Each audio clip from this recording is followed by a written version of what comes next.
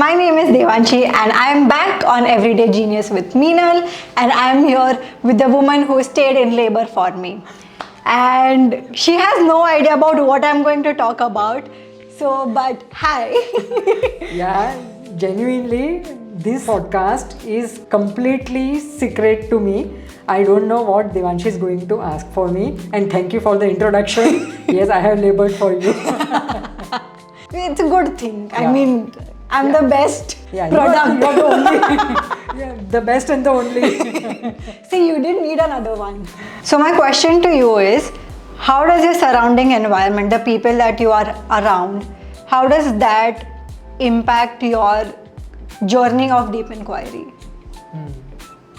Okay, of course. The surrounding does give you the nudge to go into the deep inquiry, definitely.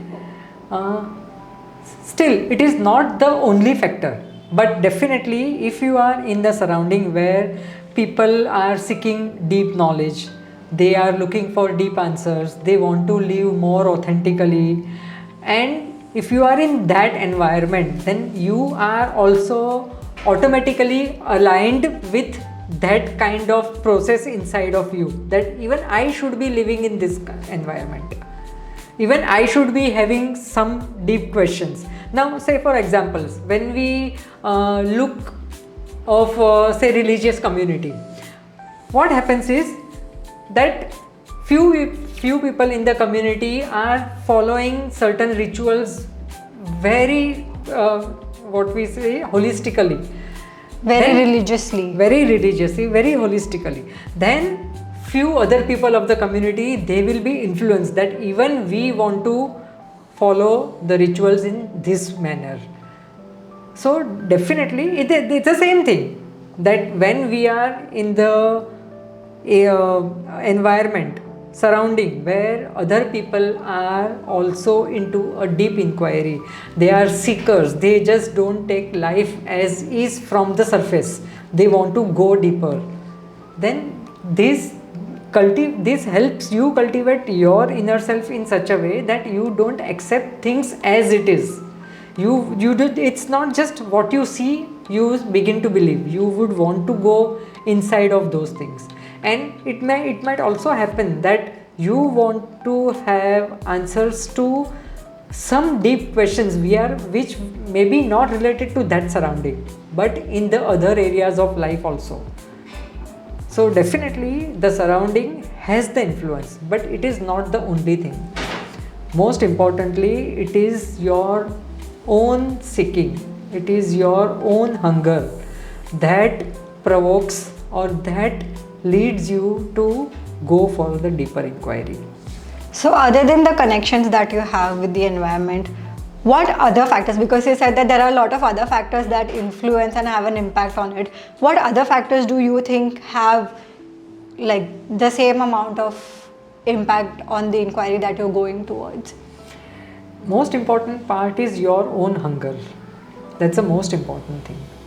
That even if you are in that surrounding but you don't have that hunger, it happens so many times that there is a family of all intellectual people, all double graduates, professionals, but you will find a child who will say, I don't want to go into higher studies.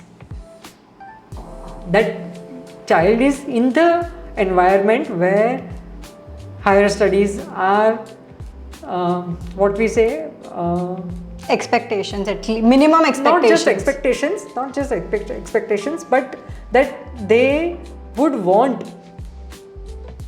that at least a postgraduate degree. Yeah. So, but that child would, I don't want to do that. I want to take my career in sports. I don't want to study. I don't want to go into higher studies. I don't want to go on to the intellectual stream. Right? So, now what is happening? 10 people in the house are highly qualified, high professionals, and still, so that child must be having the influence. Now, this influence can lead you or can divert you. So, this is one part, but the most important part is your own hunger. What is your spark? What is your inner voice? What is your calling? That is more important.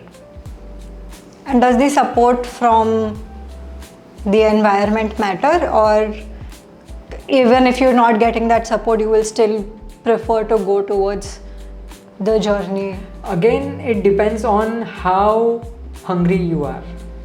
Okay. If you are hungry enough, you will find your way out. If you are not hungry Correct. enough, you will succumb to the circumstances.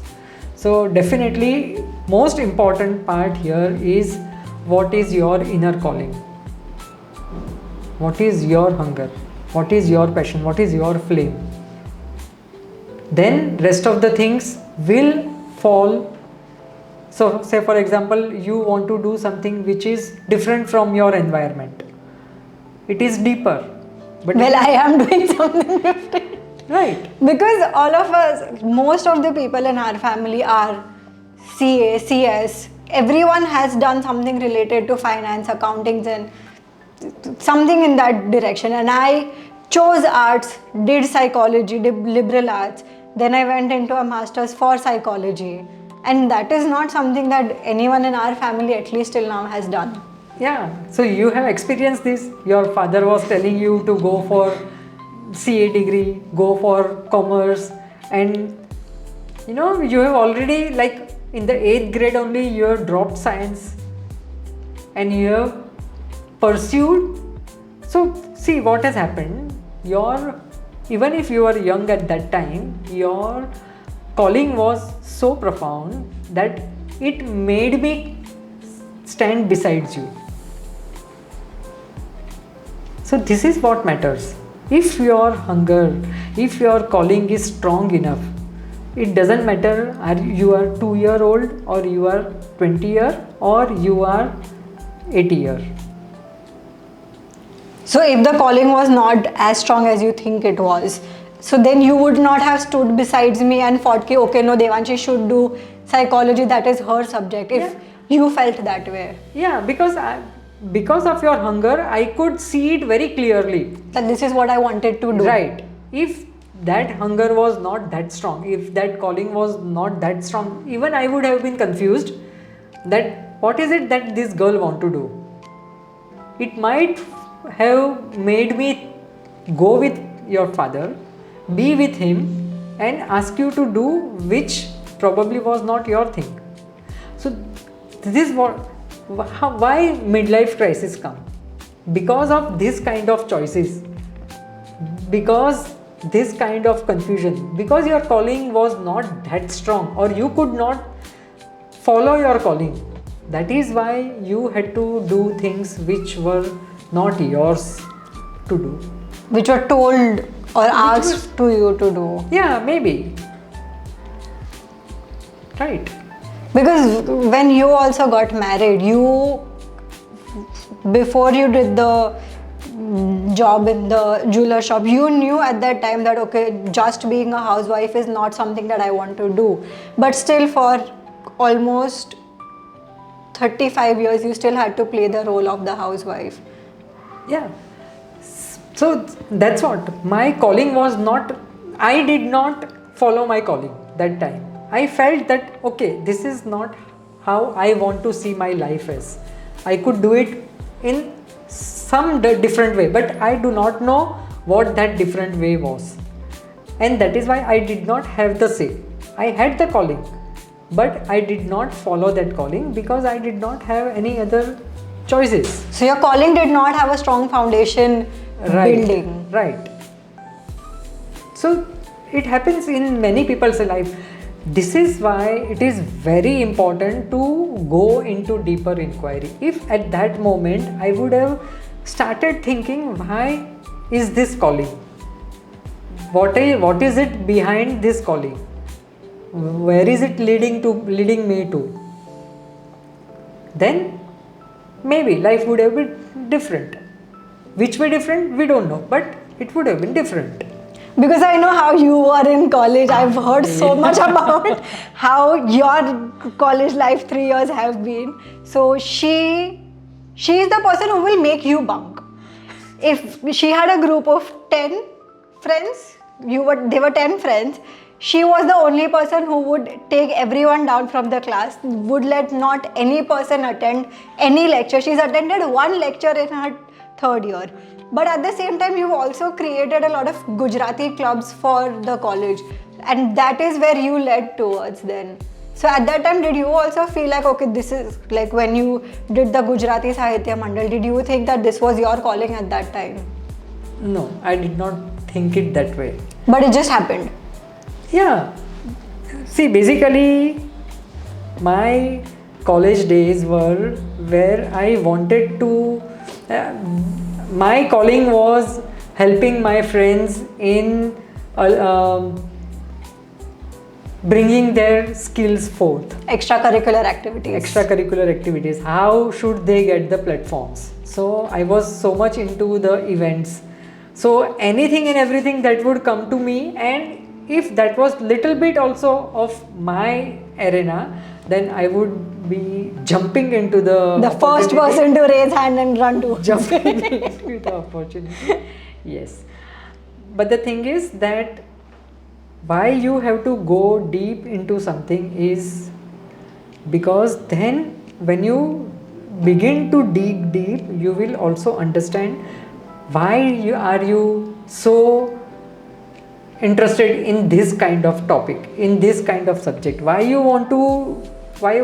what direction is it guiding you towards. So deep inquiries, unless and until you go for deep inquiry, your other arenas will not open up, your vision will not grow. This is a very important part. If your vision is narrow, your life will remain timid. Only if your vision is grown, wherever you are, whatever circumstances you are in, whatever resources you are having, wherever you are standing in life, if your vision is grown, your life will grow. The best example is Dhirubhai Ambani. His vision was grown. Where was he? He was doing ferry with clothes. At that time, his vision was to have global industries. And look from where he started and where he reached. Yeah. And this vision must be supported with the deep inquiry if you want to make a significant impact. You can only make significant impact if you have the knowledge, the wisdom that is to the root and not to the surface level. This takes me to another question that just popped in my head, because especially in the generation that I am now, the moment college is over, you start your job, and at that moment you just feel like this is not what I was supposed to do. This is not something that I wanted to do in the first place. Why am I in this job? Why am I hustling 9 to 5 every single day for something that I don't even like? And it happens because you don't even know what your calling is. You don't even know what you want to pursue, not just in terms of career or passion, but the purpose that you are here for. A lot of people just don't realize that. So how do you not avoid it, how do you tackle that? So now we've started calling it quarter life crisis, because we are not 50-year-old, we cannot call it midlife crisis. So we've started calling it quarter life crisis. Wow. Okay, this is a new term for me. Great. Okay. The most important thing is that every single day in your life, at least twice in a day, maybe one when you wake up and when you go to bed, you have to have a self conversation. You have to have a time with your own self when you can listen to what your inner self is telling you. You can use journals if you want. You can listen to meditations. You can be it at meditation.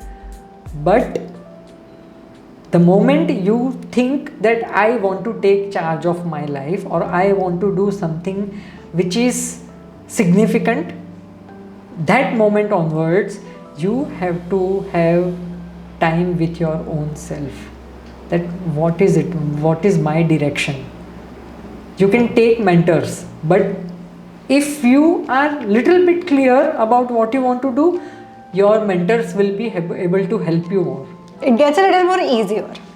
Yeah, because you are clear, and that is why whatever is being told to you that you should be going ahead this way, it will make much more sense.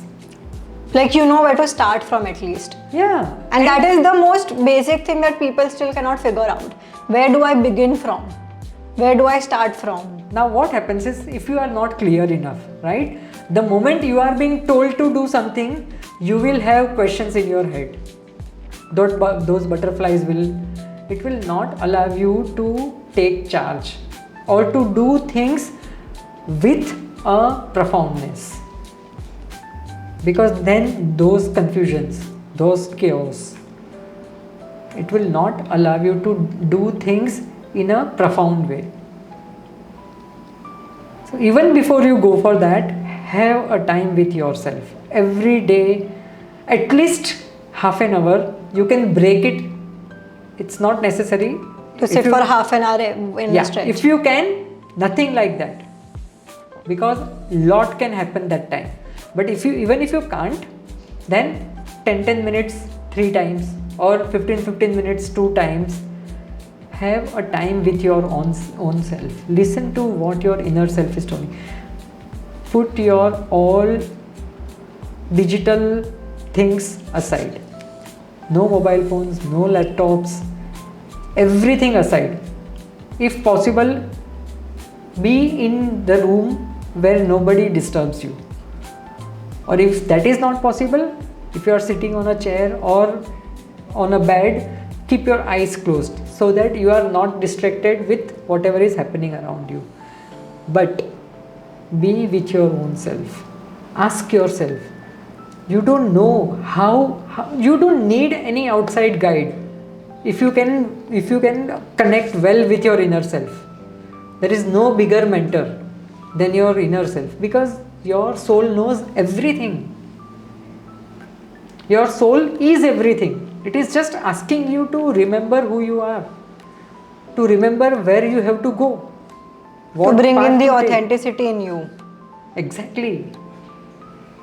So if this will happen, then you will know, okay, college खत्म हुआ, अभी मुझे आगे क्या करना है? Should I take this job or should I not take this job? Should I take a break or should I Start do something. Yeah, which I want to do.